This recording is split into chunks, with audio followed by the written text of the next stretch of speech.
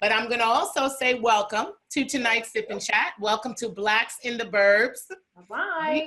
Hello. We are 1 million strong at least. I mean, I don't know how many people are living in the burbs, but you know, right here you've got 3 African-American women living in suburban towns in different parts of the country. And every week we sip and chat and talk about topics that are relevant to our lifestyle and our culture, being moms, being wives, and just having that lifestyle where you're one of the only ones where you live and what those experiences are like, you know? So I want to welcome our guest tonight, Dr. Wendy Goodall. Wendy McDonald, right? Yes. Wendy McDonald. Yep. Most people go by McDonald, but then they say, call me Dr. Wendy, and I'm Dr. Every Woman. I'm everything. A little bit of everything. I love Dr. Every Woman. That one sticks for me. And my son, he calls you Dr. Every Woman.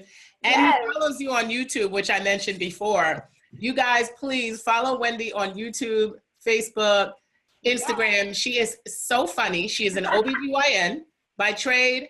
And then she is a rap extraordinaire, okay? I mean, I've never seen anybody drop such great lyrics that actually also has a medical degree, okay? I love it. I love it. I didn't know that side of myself until the last year. So it's been real fun, a great journey. That is awesome. And we're looking forward to hearing that journey. Tonight, usually at the beginning of the show, we talk about what we did during the week. And I'm going to just say this week for me was summed up yesterday at 7 a.m. when I woke up and I watched my DVR and Meghan Markle, our first our Black princess getting married. I loved it. I thought it was like the sweetest, most beautiful. It was like coming to America, the very end. Everybody wanted to be her, right? Like I felt like we did. Yeah, except that it wasn't Hakeem. It was like this white British prince, but that's okay.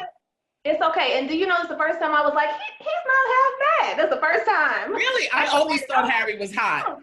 And listen, okay, yeah, I was always team Harry, honey. Because you know what? He always had an eye for the Black girl. So I always. I had like one eyebrow, like, oh. You're like, okay, now I'm looking different. I love it. It took me until the final like walkthrough. I was like, oh, okay, all right. And the way he was looking at her, honey. I know. Yeah, she's gonna be having to get her OBGYN visit soon for her pregnancy test. You know, I already started a blog post today that has to do with Meghan Markle's ovaries and her soon-to-be pregnancy. I'm just ready. I just, done, but I feel like it's a conversation that needs to be started. You know what I mean? Oh my God, so funny, so funny. Well, I'm looking forward to watching that blog, and it sounds like you might be the first one. I was remiss to say that you are also an author, and your book is right behind you. It smells just like popcorn. That's product placement. Isn't that product placement? I was like, where? I love it. Listen, there's nothing like branding your own brand, right? I love it. I have an empty bookshelf with my soul book on it. Like, okay. Yeah, where are all the other books?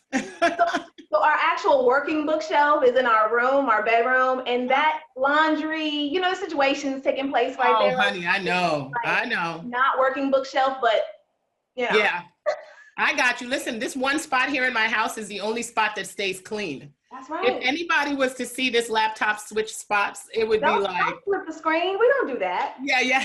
No, keep it in one spot. There's privacy to flip that thing. We're not doing that. Well, I am looking forward to it. And tonight I am sipping on some kind of cranberry spritzer, which I actually love. It came straight out the bottle. It's non-alcoholic, but I haven't been doing alcohol lately because of my ovaries, which I'll talk about a little bit later. A lot of things happen to women these days, and they always did, but I think now we're just a little bit more open about talking about them. So I'm sipping on a cranberry spritzer, and I want to know how you are tonight and what you're sipping on. I'm doing very well. I had a great week as well. I was actually not at all planning on watching the Markle magic, but I was working overnight in triage, which is like labor and delivery area where the ladies come in who are having babies. Okay. And was up, doing ultrasound. And so of course they streamed it, and I was like, oh, so now we have to watch it. And people were coming in labor, and I'm like, no, wait, hold on, she's about to get out. We were all like, ma'am, can you just wait a second because she's about to get out the car. We're right here on the screen. Ladies are like, I'm having a baby. We're like, so hold it, please. That is hilarious. And we would like run to rooms and run back. Like, it was like, okay, let me hurry up. Okay, I'll be right back. Yes, the baby will come if it needs to come, honey. But Meghan Markle getting out of that car. You know the magic is happening right now. Exactly. I am sipping on a little Tezo chai tea, which I love, and in my mug of my alma mater, that is Xavier, University of Louisiana, HBCU, all the way. Holla. I love that. I love that. So now, are you from Louisiana? I'm not. I'm from Chicago. I actually born and raised and have lived here all but 4 years of my life, which was when I was at Xavier. And yeah, it was just a great experience. So I rep it hard, you know. I actually came from, speaking of being in the burbs, I actually, full disclosure, don't live in the burbs, but I had most of my life attended either predominantly African-American, academic institutions and that kind of thing. And so this was, Xavier was probably one of my only experiences where I felt like one of many of us, if you will. Wow. It was great. It was great. But it's a unique experience because especially in medicine and in kind of higher education, we don't predominate many spaces. You know what I mean? So yeah. Oh, you're absolutely right about that. I remember working, because right now I work in African-American media. I've worked there for 20 years. And people always say to me, well, why did you stay so long working at this place? Right. And I'm just like, there's nothing like working with your own people. Right. All the good, all the bad, at least I know what I'm seeing is right. me. Even for me, of course, I have patients of all walks of life, shapes and sizes, and love them all. But there's something even when I walk into a room with a patient that's African-American, and there's just like a deep breath that you just take, like, hey girl, you know what I mean? Yeah, absolutely. It makes you feel comfort that comes in it. It's just natural. You're not discriminating against anybody else, but there's just some like home when you walk in and you just want to give that like Wakanda hug, to your lady that you've been seeing for years. So I love that. I love that. I wish you were here. You could be my doctor, because my doctor retired. I actually had an African-American doctor, and she was older. And she had been around for a long time. She delivered my son, and we became friends on Facebook. And I found out through Facebook that she was retiring. Shout out Dr. Donna Smith. I appreciate, she gave me like 8 references. So I'm literally going through my Rolodex now looking for a new doctor. Yeah. So as we start talking about the topic, tell me a little bit about yourself, your journey. We heard a little bit about your medical career, and then tell me about how you became an author, like what brought you to that place, and then to the YouTube and social media, woman that we see today that's really just dropping a lot of knowledge. Yeah, it's an interesting space, quite honestly. So a lot of it, the book, the writing started at least a decade ago. The book that I started writing first, I have yet to publish, which is ironic that I published this one first, and it was probably the newest of my literary journey. This book, It Smells Just Like Popcorn, came from a question that a patient asked me, longtime patient of mine, and she said, Doc, I have this smell. And there's a lot of, things that I would think she could be referring to. There's a lot of, euphemisms that are there for, vagina smells and that kind of thing. Yeah. And discharge smells. By the way, I'm just loving that it finally took me this long to say vagina. I say it like all the time. Anyway, back to the and so I said, what does it smell like? And she says, popcorn. And I was like, excuse me, what? Like I couldn't even contain myself. I'm trying to be professional. And she told me popcorn. And I was like, that is a first, ma'am. That is a first. She says, no, I Googled it. And there's a lot of women out here. And do you know I Googled it? And if you do it, you'll find pages and pages of women who say, why does my vagina smell like popcorn? And I loved the fact that it was such a common question. Yeah. I don't answer the actual question in the book, again, full disclosure, but I did write down over the course of about a year after that question, hundreds of questions that people ask me over and over again, like, why do I have breast lumps? What is going on with those ovarian cysts? Fibroids, what are those? Infertility, menopause, osteoporosis. I wrote down like every topic I could think of from A to Z and put it in, just conversational terms. If you Google it, first Google will tell you you're dying. That's first thing. And then it'll tell you something that you probably don't really understand. And people tell me all the time that I break it down to a point that they've never heard before. So I try to break down subjects in, my speak, but with academic and actual evidence-based information. So that's It Smells Just Like Popcorn. The YouTube, so the videos, for those who haven't seen them yet, and hopefully you will soon, Dr. Every Woman, they're parodies mostly, but we're starting some original songs as well of health topics. I was coming home from work again one morning and feeling really like energetic because I was leaving and I was coming home. And I started singing on YouTube, and people were like, or not on YouTube, it was on Facebook. They're like, you can sing. I'm like, no, I can't. And I still to this day, I'm like, no, ma'am, I can't. But I have always rewritten songs in my head, like jingles from like, commercials. And I said, well, why can't I rewrite a song about a healthcare topic? So one of the first ones I put on Facebook was, you remember the song I'm Weak from SWV? I get so weak when so I saw the video. Mm-hmm. Yeah. That was one of my favorite songs. Little incontinence action. I get so wet when I sneeze, I let out some heat. Like, and it was flowing, and it got so much love, so many views and shares, and I was like, I could do this some more. So right now there's about 31 videos. I have about 5 or 6 more recorded. I have like 20 more written. And it's just becoming a little fun thing. And I'm also still writing. So I have this book. I have a children's book series, of which I published 1 book so far. And that one is as a matter of fact, I brought that one too. My Temple. And that's basically a book for the younger generation, because I feel like some of my patients, again, love them to death, don't always value their bodies like I think they could. And I've had women tell me that after I've spoken to them, like, I didn't really have as much control in my head over my body. And even I think media will make young women or young girls think that their bodies are for others' consumption, as opposed to them being their own first and then able to share as they desire or as they please.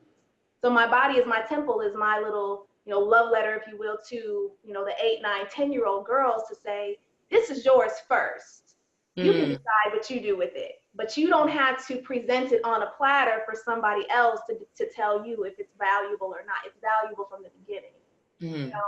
Yeah. So tell me a little bit about yourself as a gynecologist. I guess, in listening to what you have said about your book and your experiences with, just coming up with the topic for this book, what were some interesting things that you found out about African-American women that you were surprised about, that they weren't aware of, or that they needed some more learning about as a gynecologist once you came into the trade? I feel like one of the big things, and this is a mission that I'm trying to start right now. It's not a mission, but it's kind of a movement to educate us as African-American women more about the spread of HIV. I think that there's a lot of stigma associated with sexually transmitted diseases. And there's also, and maybe along with these same lines as far as body ownership, some stigma along with, using condoms consistently, or, wanting to protect yourself. I have women who say, like, stand on their laurels, I'm going to bring my own condoms. But the fact that we have to make this stance, I'm bringing my own, as though if you don't, there's something like wrong, it's like, yes, bring your own and be proud about it. And don't let anybody tell you otherwise. If he doesn't want to wear one, then maybe y'all don't need to be, doing the do. But there's like this, like lack sometimes the protection of ourselves. And I think that might be a component. I wish I knew more about why we are getting HIV at such a high rate, but I'm trying to become a kind of pseudo spokesperson for protecting ourselves, for having ways that, we can decrease the transmission and open these conversations and not feel like, if this guy doesn't want to wear one, or this girl doesn't want to wear, doesn't want to use some sort of protection, that, like there's something wrong with you that you don't, want to go any further. Like, no, protect this first, because we're getting it almost actually at the same rate as, some of the gay community. And, we think of like HIV as like this gay man's disease, and it's not. It's a gay man's disease in some respects. CDC says that I'm not, stigmatizing anybody, but it's a Black woman's disease as well. And we need to figure out how to decrease that transmission. And I think part of it is opening that conversation. Yeah. What part do you think healthcare has to do with that? Because I'll tell you, I think when you look at the differences between the African-American community and the general population, what you'll find is that we are less likely to have insurance. We are less likely to have early detection. And you also mentioned, safe sex. But in terms of insurance and everything that's going on with the insurance industry now with universal healthcare and everything, what do you think how do you think that has played a part in us like detecting things late? Because I feel like that's a major part of it. It's huge. It's huge. It's a major part of it. That includes the infections, that includes the cancers, that includes not coming in right away. But I'll say, while I think that's a problem in the underserved or communities that are not as well, have as much access to healthcare, some of it more so for us than say somebody who is from a community that's not a predominantly minority, but also doesn't have insurance. It's also a little bit of distrust sometimes. Mm-hmm. Where it's like, oh, the doctors are just trying to give you this, or the doctors are just trying to push this on us. I have patients I have friends who work in communities where people do come to the doctor. They maybe don't have insurance, they may not have insurance, but they do come to the doctor with, for the FQHCs and some of the federally, funded, clinics, and will almost universally refuse a flu shot, almost universally. And that's something that I think comes from a distrust. That one's not as much access if you are there and have access to it and you refuse it, when this disease is, can be life-threatening in a lot of circumstances, depending on if you're pregnant or if you have like diabetes or certain things like that. So I do think it's huge to have access, to have insurance, to be able to go to these places that can give you care. But sometimes we more so, I think, than some other communities who don't have the history. It's all explained, by the way. This is not me saying like, oh, we need to just trust. It comes from Tuskegee. It comes from, all of these, medical apartheid type things where we were mistreated from the healthcare industry. But nowadays, we have to know when there is, mistreatment taking place, if that's a word, or when there is just, somebody trying to give you something that can actually protect you, and you don't trust who it is. You know what I'm saying? Right. Which is also why I'm like, hey, put my face out here to say, you know what, get your HIV testing. I'm not this like, stuffy old, person that doesn't look like or feel like somebody from the community. I'm from the community. I am the face of who needs these tests and who needs to be, saying aware. Yeah. So I am going through the beginning stages of menopause now. Interestingly enough, I have a song about that too, by the way. Yeah. Oh, you do? Okay, great. So I have like somebody with some info for me. So I was talking to my cousin, and I won't put her out there, so I won't say her name. But my cousin, she's the exact same age as me, maybe 2 months apart. She hasn't had a period in a year. Meanwhile, my period is consistent, and to the point where I'm like, when is it ever going to be over? Go away. Yes, go away. What can I expect in the next couple of years? Because I feel like it's all over the place, but I think that once you have an idea of where you are now at my age, you kind of can get an expectation of what to see for your body going forward. So what can I expect in the next couple of years? Sure. I mean, I think that it depends. Every person is different. It's actually really similar to pregnancy in that regard. It's funny to liken pregnancy to menopause, but some people get pregnant and they're, vomiting every day and they're sick and they're tired. Another person is like, I feel great. And I see that in menopause. I see some women who have hot flashes that are debilitating, that have them, unable to attend and stay in work meetings, that have them hard, making them have a hard time, moving around normally in life. And I have other women who are like, yeah, I have a flash once in a while. And that's it. And it's like mild and there's no, repercussions. I feel like it's really different. But some people will experience frequent hot flashes or weight changes or memory changes. That's something that people don't talk about a lot too. But menopause can absolutely affect your memory. And sometimes we have to employ some of these like memory retention, tricks of the trade to crosswords. Do that. Crossword puzzles, but then also there are ways of, obviously taking notes, but also envisioning, I was reading about this, that you can, say you have a grocery list, you want to envision, the mayonnaise walking through the door, or watch, an orange cutting up, vegetables over your sink, because those things somehow, if you put it in your mind, in this visual space, you actually are better off remembering it, Yeah. You need those techniques, 10 years ago, but those can help now. So, but I think that those things, hot flash, night sweats, and the other thing to keep in mind is if you are having still regular cycles, but you do feel like your weight is changing or you're having more night sweats, it's not a bad idea to get your thyroid checked to make sure it is actually menopause. You know what I'm saying?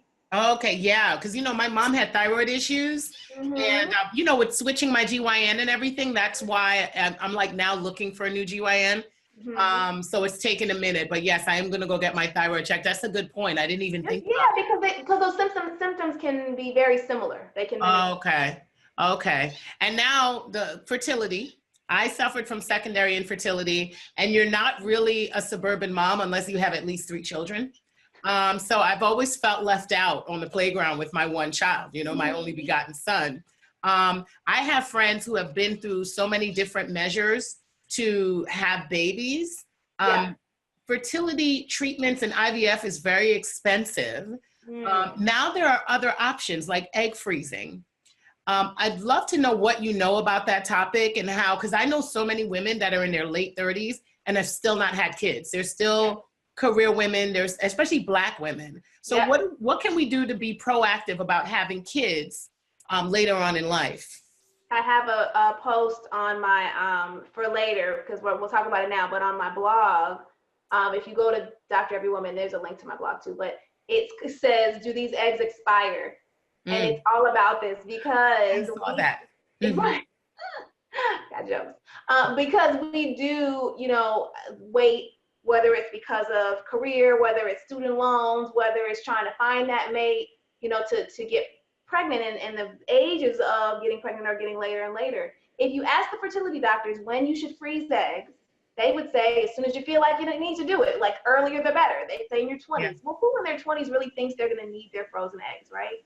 So Right. I usually tell my ladies, if you've hit around 32, 33 and you don't see any babies in sight, consider it maybe by the time you're 35 or 36, Right. because your eggs are still in pretty decent shape and can be pretty helpful for you in the future. 38, 39, 40-year-old eggs are not quite as robust in their fertility potential, but they're still possible that you can fertilize an egg with those, or fertilize and have a baby with those eggs. Yeah. So I wouldn't rule out a person who's 38 or 39, but if you're in that 32, 33-year-old space and you can kind of like look around and see, I'm not going to make partner until, or I know I need at least another more few years here before I move there, then consider freezing eggs. Now, it is usually an out-of-pocket venture. Yeah. It's usually going to run a person around $10,000 to freeze eggs. And they will, your body has to go through some things because they have to give you some medication to beef up and to produce a bunch of eggs. Then they harvest them and freeze them. I've never met somebody who did it who regretted doing it. Right. I have had women who told me that they wish they had gone back. And it sometimes is a resource thing. Do you have 10 grand to spare to just freeze some eggs? And if not, then you may want to, in the future, if you do try to get pregnant and can't with your own, consider donor eggs. I have a lot of patients who have children with donor eggs, and they're their children. They're no less their children than I think if they came from their own ovaries. Yeah. So that's another option for women who maybe missed the mark when it came to, freezing their eggs and their eggs actually being fertilizable, going through IVF, but still want to have a baby. You can do it with the donor egg. Yeah, yeah. And I did not know anything about that. I just assumed at 40 I could have IVF. I had my son at 41, and I assumed I could have IVF after that. And I tried the IVF, but I didn't have any eggs. And that's what I keep telling people. Just because you have the option of IVF does not mean that it's going to work on a 42-year-old woman. And 25-year-old eggs are like, cream of the crop. 30-year-old eggs are not much different from those. 35-year-old eggs start to decline a little bit from a fertility potential, but that fertility potential declines a lot more rapidly between 35 and 40. It's not like 35. People always make this magic 35 number, and even I am kind of right now. It's not like that's like the end all be all, but there is a significant change in the rate of fertility loss between 35 and 40. And especially between 40 and 45. So I think if you can foresee and anticipate, it's probably for the better. Wow. My last 2 questions is, first one is about the HPV shot for kids. Yep. That is very new. I've heard of HPV for years because I think, when you're a woman and you go to the doctor, that comes up as part of the conversation. Yeah. But then to know that I would have to give my child a shot at the age, at such a young age, was kind of polarizing for me at first, but now I'm hearing it so much. Would love to know your perspective on it and, find out a little bit more about it from you. So I'll tell you, it's not as new as we think. It's been not talked about, and especially in our community, for a long time, but it's at least 30 years old. I mean, I know people who are in their, 30, early to mid 30s who got it at the time, 16, 17, 18, 19. So it's not something that's that new. HPV is a virus that's really common in the population. It's about 80 to 90% of people at some point in their life will be exposed to HPV, and it is the cause in 99% of the cases of cervical cancer. So if we can decrease the transmission of HPV, then we can decrease cervical cancer rates, and it's been studied and it's been proven. Now, there's always that worry, like, what's the harm? What's the risk? Well, anything you take has a possible adverse outcome. You take Tylenol and you have an allergy to it, you can have a problem. But this is not a vaccine that has any kind of reproducible adverse outcomes, reproducible meaning like amongst a bunch of people, risks to say that it's something that shouldn't be given. And because HPV is so common, decreasing its transmission is very important. Now, it doesn't eliminate transmission, so it's not like you can take the vaccine and not need a pap smear. You still need your pap test, but because there's a lot of forms of HPV, and the vaccine only covers 9 forms. There's about 30 forms, but it covers 9 of the more common and aggressive forms of HPV. But I definitely think it's important. My kids are going to get it. I have 2 sons and a daughter, and all 3 of them bad boys are going to get it when the time comes. And they can be given anytime between the ages of 9 and 26. Oh, okay. So you have a little bit of time then. I have a little time. Yep. But what I'll say that it's most effective for anybody who gets it. It's most effective before they're exposed to the virus. Got you. To my 26-year-olds, but the utility of it is going to be less if they've been sexually active for years. Got you. Than somebody who's 17 or 18 who's just at the beginning potentially of exposure. Okay, that totally makes sense. Yep. Okay, so my last question is really very self-absorbed. That's all right. Kind of. It's about your book, My Body is a Temple. Yeah. I want to know when you're going to write one about for little boys, and I am starting a book tour for kids. Yes. A summer book reading tour for kids. This will be the first Blacks in the Burbs event, and it's going to go to 3 different suburban towns in the tri-state area. And we're going to be celebrating African-American literature for summer reading. Yeah, and I would love to include your book sometime, but I want to know when you're going to do one for boys. So, and I was asked that question a lot with this one because they were like, it should be. And so my next book, I have a bunch, but my next one is actually a book that has to do with protecting our children and any child, but with brown and melanated faces against sexual predators, because there are books out there, but they mostly don't have our faces, and that's okay. But I think sometimes our kids need to see that, and I think it's important. I would love to know what you would like me to write for a boy. Like, what would you like to see as a mother of a boy for boys? And I will tell you myself, and I think this could actually work for girls too. Like, I want to know how to have that talk with him in this day and age of social media about being sexually active, about sex just in general, because I don't know everything that he's seeing. You know what I'm saying? I try to protect him as much as possible, but I don't know everything that he's seeing. Yeah. I do know he was in school in aftercare the other day, and a girl told him he was with this girl. She broke up with him. It was his girlfriend. He's 8. So his girlfriend, 2 weeks later, she broke up. And then she saw him in his baseball uniform and then told him that she was pregnant, and he's 8. So I don't know how to explain to him. So I asked him if he knew what that meant, and he got the gist of it. She has a baby in her stomach. He knew she was lying because she's 8, but there's many girls out there, and I see them in the playground, and I'm just like, when do you have that talk with him just to make sure he's aware of what to do and what not to do, and what because he thinks he loves everybody right now, but so my son is 9, and I'll tell you that there was an instance last year where there was something kind of similar in the somebody wants to show somebody else there's something else. And that's how the book came. I wrote it already, and it's not just like protecting from other people. The name of the book is actually That's My Business. Okay. Because That's My Business is supposed to have a little bit of a gossipy, we don't spread rumors about people type of feel, but also my body is my business to a degree. So you can, I don't want a person to touch or see certain areas in the appropriate settings, or when to know when something is, and that can be a child, another child, that could be a grown up. But that is a really good one because as far as the social media side, because this is a new age and a new beast, and they are being able to see things earlier and with much more ease than we could in our, you know, in our day. So I think the fact that I would even say my day, and I'm 36 years old, it's like, okay, well, you know, but it's different. So that's a space that I even have to kind of figure out with my kids. But I think that at least this, you know, that's my business, and the main characters are going to be a boy and a girl that are brother and sister, kind of talking to each other about what's appropriate and what's not, and you know, when to talk to your safe grown up, and what are safe spaces, you know what I'm saying, to deal with that, because at least we can know when somebody says that they're pregnant, like, I was not involved in your, you know, in your business. Yeah. Yeah, that's my business, not that's business. Your business is your business. My business is my. Yeah.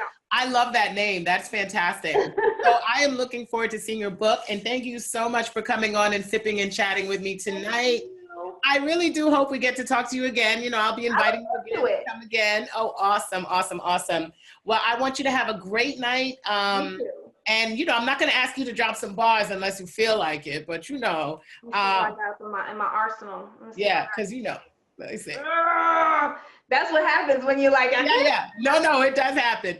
But, you know, but that's all right, because, you know, y'all check me out and y'all hear how I flow. And I have a couple, I do have, but just a little preview coming up. That's cool. I do have a new song coming out about endometriosis. Oh, I love it. Do you remember Missy Elliott's I Can't Stand the Rain? Yes. I Can't Stand the Pain. Oh. It's going down. It's funny, but it's not funny, but it's great. I love it. It's going to be informative and entertaining. That's what I do. That's what I love about it. Yes. Okay, let's hear a couple bars before we go. Well, I got super cramps, super duper cramps, but in my pants. That's the beginning. I guess that's all I got right now. Yes. Dr. Wendy, you heard it first. She dropped some bars on her next song is coming out. I love it. Well, listen, thank you so much, Dr. Wendy. Have a great evening and have a great week. And everyone, enjoy the week. Take care. All right, bye. Bye-bye.